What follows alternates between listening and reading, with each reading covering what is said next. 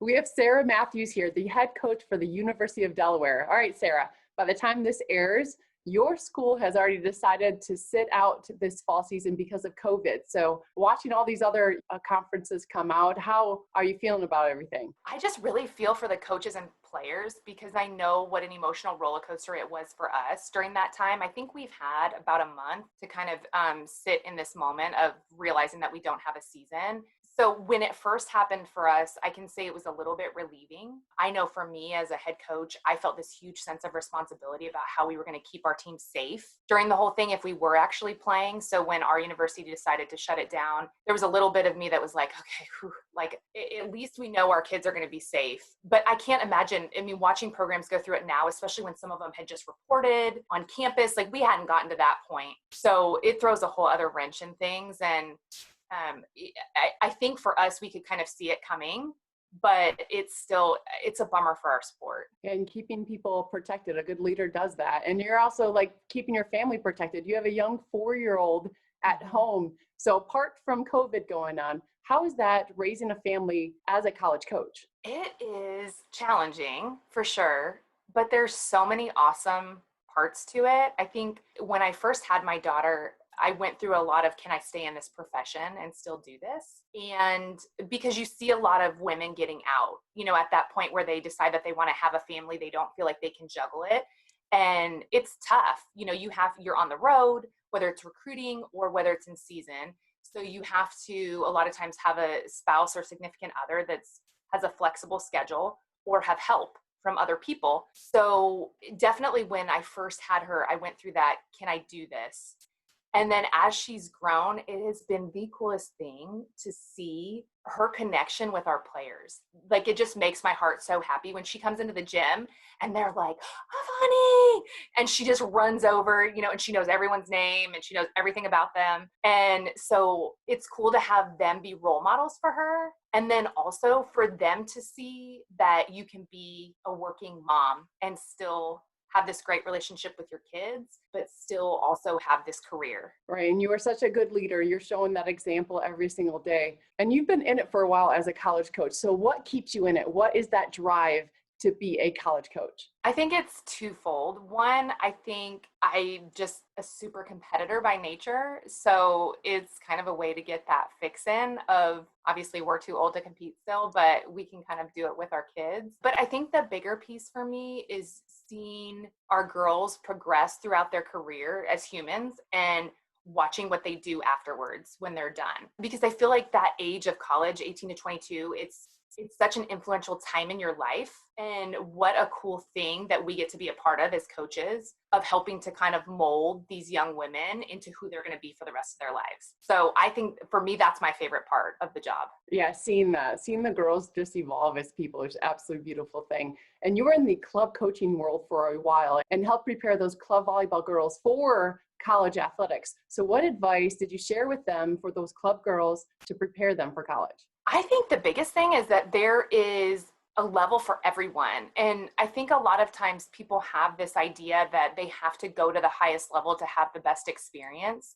And I think at the club level for me, when I was coaching, it was always, okay, how do we find the best fit for these girls to have the best experience that they can have? And there's so many different ways that can happen.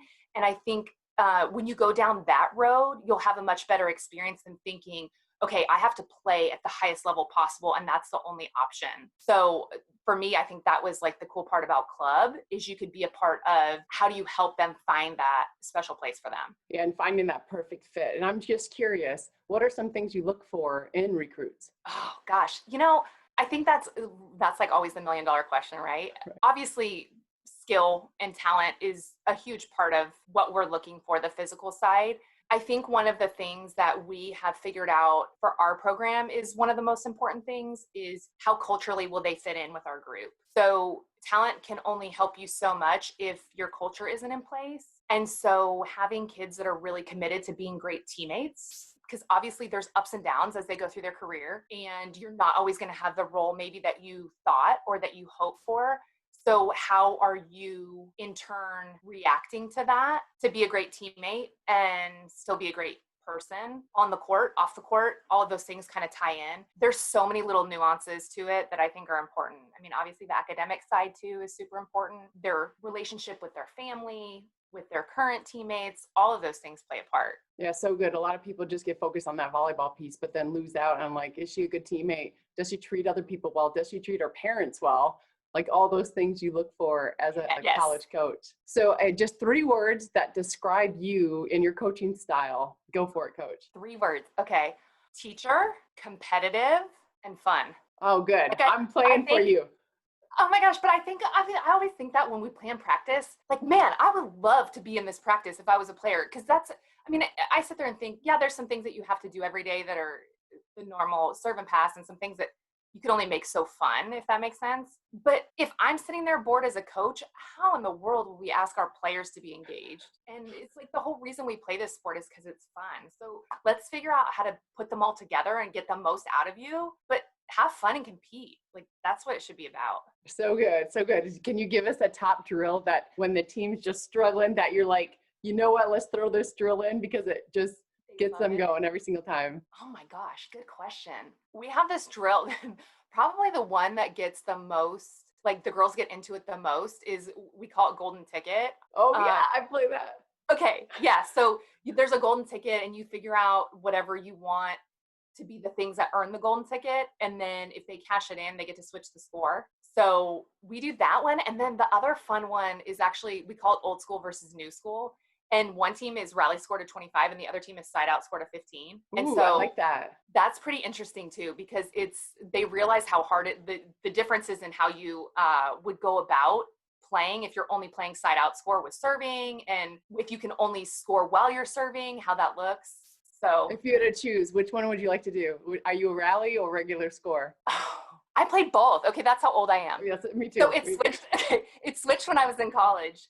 All right, yeah. Any piece of advice, coach, that you want to leave younger female coaches that look to follow in your footsteps? I would say stick with it. Like, we need so many good females in our sport. And I know that's a topic of conversation a lot and can be kind of a hot topic because it seems like we put a lot of effort into it. But I think we have to figure out ways to mentor young female coaches and keep them in our profession, because what a cool thing for our players to be able to have that as a role model to them. And I think it's important.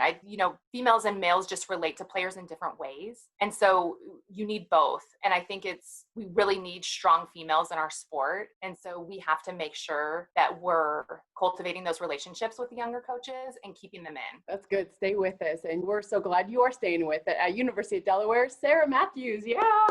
Thank you for having me on. Oh, my pleasure. My pleasure.